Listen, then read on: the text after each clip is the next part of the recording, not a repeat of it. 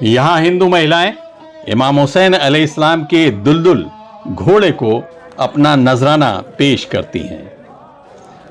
इंसान को बेदार तो हो लेने दो, हर कौम पुकारेगी हमारे हैं हुसैन। ये मुसलमानों के आखिरी पैगंबर मोहम्मद साहब के नवासे इमाम हुसैन अलैहिस्सलाम की असली तुर्बत नहीं है, और ना ही ये इमाम हुसैन का खुद का जुलझना दुलदुल या घोड़ा है। ये दोनों चीज़ें सांकेतिक हैं, लेकिन इसका सम्मान और एहतराम देखकर आप भारतीय समाज की सोच को ठीक से समझ सकते हैं। हमारा भारतीय समाज सत्य और अहिंसा को अपना सिद्धांत बनाने वाले महापुरुषों पर अपना सब कुछ न्यौछावर करना जानता है। इमाम हुसैन की शहादत को करीब 1400 साल गुजर चुके हैं, वो भी इस हिंदुस्तान की सरजमीन से हज़ारों मील दूर। लेकिन इमाम हुसैन और उनके 72 साथियों ने इस्लाम के सच्चे सिद्धांतों को बचाने के लिए यजीद नामक निरंकुश शासक के साथ इस तरह की जंग की कि पूरे संसार में इस तरह की जंग की कोई दूसरी मिसाल नहीं मिलती। इस जंग में शहीद होने वालों में 6 महीने के अली असगर से लेकर 80 साल के बूढ़े हबीब इब्न मज़ाहिर शामिल थे।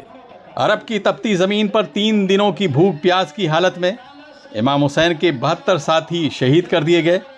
लेकिन इस शहादत ने पूरी दुनिया में मानवता को ऐसा झिझोड़ा कि आज मुसलमानों में शिया सुन्नी के साथ ही हमारे हिंदू भाई बहन उस अजीम शहादत को याद करने के लिए उसी श्रद्धा और सम्मान के साथ इकट्ठा होकर इमाम हुसैन से अपनी अपनी मन्नतें मांगने के साथ साथ उन्हें ताज़ियत पेश करते हैं। इस वक्त जो जुलूस आप देख रहे हैं वो उत्तर प्रदेश के जौनपुर ज़िले के कलापुर गांव का है। यह है हिंदुस्तान की गंगा जमनी की सच्ची मिसाल। यहाँ मुसलमानों के साथ ही हिंदू महिलाएं अपने नन्हे मुन्नों की हिफाजत के लिए, उनके अच्छे भविष्य के लिए इमाम हुसैन की तुर्बत के नीचे से उन्हें गुजारती हैं। इमाम हुसैन के घोड़े दुलदुल को अपनी आस्था के हिसाब से नजराना पेश करती हैं। भारत के लगभग सभी गांवों में जिस तरह से बड़ी आस्था और सद्भाव के साथ ताज़ियेदारी की जाती है, ये बात इमाम हुसैन को ठीक से पता थी। इसीलिए उन्होंने यजीद से कहा था, अगर तुम्हें मेरा अरब में रहना पसंद नहीं है तो मुझे रास्ता दे दो, मैं हिंद की तरफ चला जाता हूँ। लेकिन यजीदी सेना ने कहा था, या तो बैयत करो। बैयत का मतलब यजीद को इस्लाम धर्म का मुखिया यानी खलीफा मानो, या फिर अपनी गर्दन पेश करो। इमाम हुसैन ने निरंकुश यजीद की बैयत करने से साफ इनकार कर दिया और शहादत को गले लगा लिया। इमाम हुसैन की इस कुर्बानी ने भारत के लोगों के दिलों पर कितना गहरा असर डाला है, यह आप अपनी आंखों से खुद देख सकते हैं। ये महिलाएं अपने सिर पर आंचल डालकर बड़ी श्रद्धा के साथ यहाँ 10वीं मुहर्रम के जुलूस में शामिल होती हैं। इसमें बड़ा सब सौहार्द का माहौल होता है। मुसलमान भी करते हैं, हिंदू भी करते हैं। मुसलमानों में शिया भी होते हैं, सुन्नी भी होते हैं।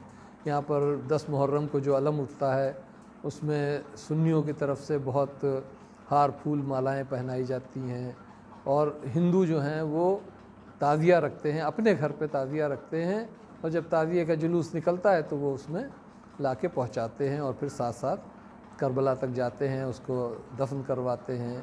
वो सब मौजूद रहते हैं। बच्चों को अपने ताबूत के नीचे से गुजारते हैं, जिससे कि साल भर उनके ऊपर सलामती रहे, अच्छे रहें, वो लोग खुशहाल रहें।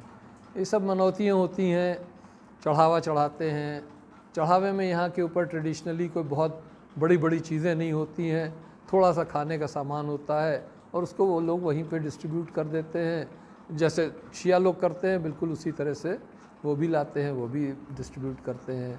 सब मिल के एक अच्छा सा जुलूस निकलता है। 5 मुहर्रम, पहली मुहर्रम से यहाँ पे मजलिसें शुरू हो जाती हैं। 4 मुहर्रम को एक हमारे यहाँ गुप्ता जी हैं, वो एक बड़ी मजलिस करते हैं, अब उसमें बड़ा अहतमाम करते हैं वो।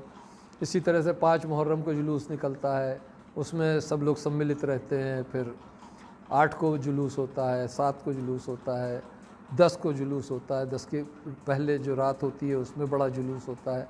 तो सब में सब मिल के एक दूसरे के साथ जुलूस में सम्मिलित होते हैं, एक दूसरे के साथ सहयोग करते हैं, इमाम हुसैन का गम मनाते हैं, बैठ के सब एक साथ उनके दुख में रोते हैं। यही यहाँ के ऊपर है। इसी तरह से पता नहीं कब से होता आ रहा है।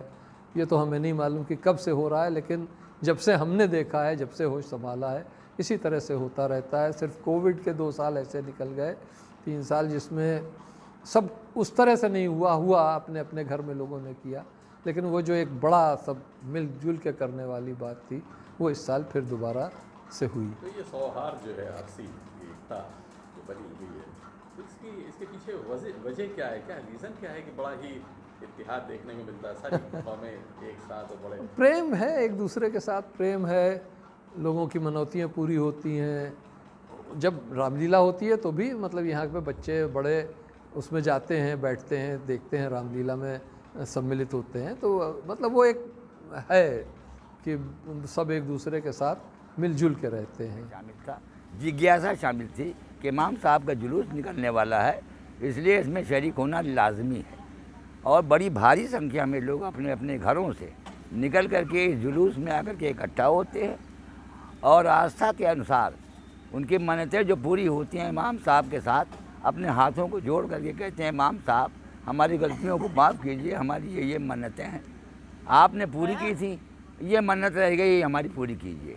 उसके छोटे बच्चों को लेके आते हैं, गोद में बच्चों को लेके आते हैं और ताबूत और सुलझना और अलम के चारों तरफ जो है उसका परिक्रमा करते हैं कि हम आपके जो महान कुर्बानी आपने दी है, महान जो आपने कुर्बानी की है, दी है करबला में, आपने आपके पूरे परिवार ने जो एक बहुत बड़ा कुर्बानी दी है इंसानियत के लिए, मानवता के लिए, सच्चाई और हक़ के रास्तों को कायम रखने के लिए।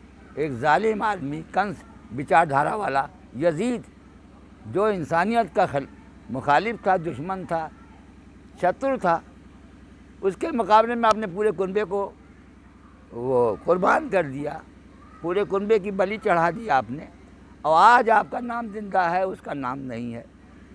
तो हम नतमस्तक होकर के आपसे के इस महान बलिदान पर हम आपको वो श्रद्धांजलि देते हैं, अपना नतमस्तक झुकाते हैं, आपको सलाम करते हैं कि रसूल के नवासे हुसैन, आपने दुनिया में सच्चाई हक़ को, अमन व इंसाफ को, सत्यता को, ईमानदारी को, सच्चाई को, प्रेम भावना को अपने पूरे परिवार का बलिदान देकर ज़िंदा कर दिया, जो क़यामत तक जो है आगे सब क़यामत तक कायम रहेगा। इमाम हुसैन की शान में मुस्लिम शायरों के साथ ही हिंदू शायरों ने भी अपने अपने अंदाज में नजराने अकीदत पेश किया है।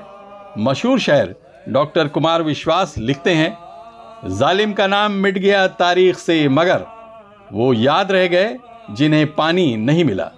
एक हिंदू भाई का कलाम कुछ इस तरह से है, किस कदर रोया मैं सुन के दास्ताने करबला, किस कदर रोया मैं सुन के दास्ताने करबला, मैं तो हिंदू ही रहा, आंखें हुसैनी हो गईं। Abid Naqvi, press 9 news, Mumbai.